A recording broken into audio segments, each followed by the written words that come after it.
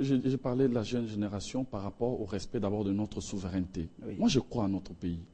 Je crois à nos capacités, par moments endormies. Je crois que nous pouvons, que les filles et fils de ce pays sont capables de se parler. Ont-ils une Ils mauvaise sont capables de se lecture? parler. Ils n'ont pas une mauvaise lecture en quoi? D'abord, je vous parle de ces concertations. Vous parlez de l'accord cadre d'Addis Abeba, qui a été signé le 24 février, si je ne m'abuse.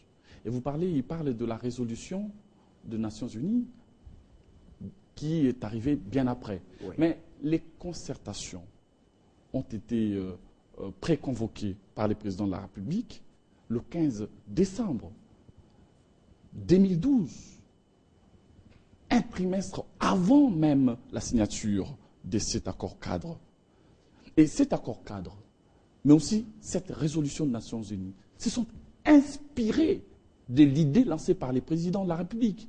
Donc, moi, je vois ces insinuations comme un encouragement. Donc, les Nations Unies, aussi bien l'accord cadre et les Nations Unies, sont allés dans le sens d'encourager les présidents de la République à poursuivre sur cet élan de concertation nationale.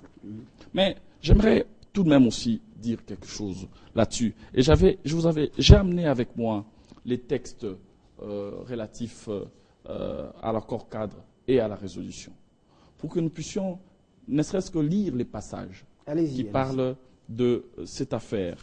Vous savez, l'accord cadre, s'agissant des engagements pris par la République démocratique du Congo sur cette question,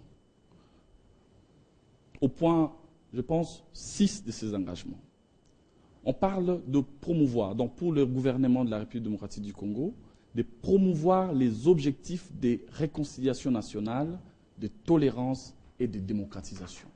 Nous sommes bien évidemment sur cette ligne.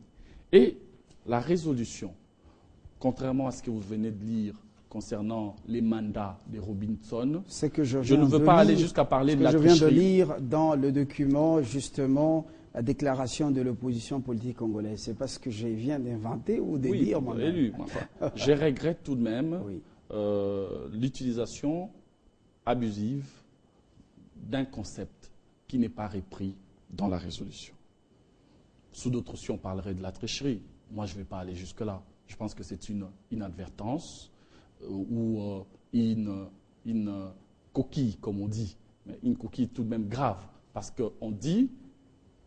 on parle de superviser, de promouvoir et de superviser, s'agissant du mandat de Robinson. Et je vais vous lire ce que dit la résolution. La résolution parle, s'agissant de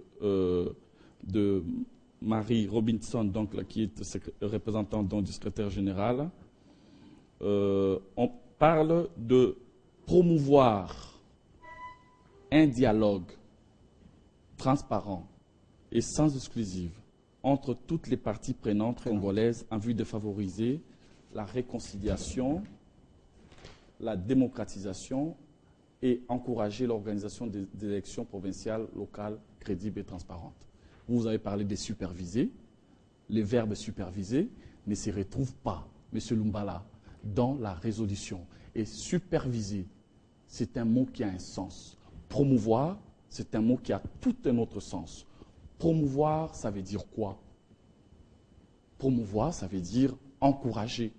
Promouvoir, ça veut dire faire développer une certaine idée dans cette société. Encore que si cette idée-là n'est pas déjà ancrée dans cette société. Le verbe superviser n'est pas dans leur texte, c'est plutôt encourager, favoriser. Non, n'est pas dans leur texte. Pas du tout. Oui. Si vous regardez bien, là où on parle du secrétaire général, disons, on parle de la violation de la résolution. Oui. Vous verrez que... Ça doit être à l'autre proposition. Non, mais pas du tout. Page. Lisez bien, là où vous avez lu, vous verrez qu'on parle en effet, la communauté sociale de ramener la paix sous les auspices du secrétaire à l'accord paix, etc., a pris en compte cette résolution.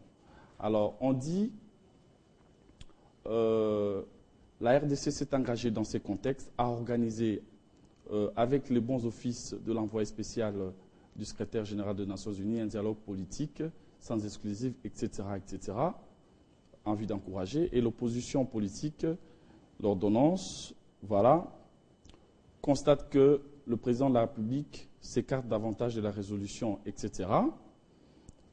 Et vous verrez, il ignore la mission confiée à l'envoyé spécial et au représentant spécial du secrétaire des Nations Unies d'assurer de bons offices dans les cadres du dialogue transparent et inclusif, tel que, etc. Alors, nous allons retrouver, je ne sais pas si oui, le document est immense. Le temps nous est précieux. Le document est immense. Vous verrez bien qu'ils ont parlé effectivement d'une supervision de Mary Robinson. Si vous lisez l'entièreté du document, je ne sais pas exactement le passage, mais nous pensons que le mot promotion, c'est tout autre chose. Voilà. Et lorsqu'on parle des bons offices, on doit savoir que les bons offices ne peuvent pas être considérés comme une mission de direction. La MONUSCO est là, nous propose des bons offices, nous assiste. Les bons offices, ça veut dire une assistance ponctuelle. Et donc, il ne faut pas qu'on s'écarte de cette vérité, de cette vérité qui voudrait que les Nations Unies puissent nous assister, mais que nous-mêmes, nous puissions nous assumer. Merci Jean-Pierre Liaou de votre lecture des événements et surtout l'analyse que vous faites des différentes appréhensions, plutôt interprétations de concertation nationale qui sont imminentes dans notre pays.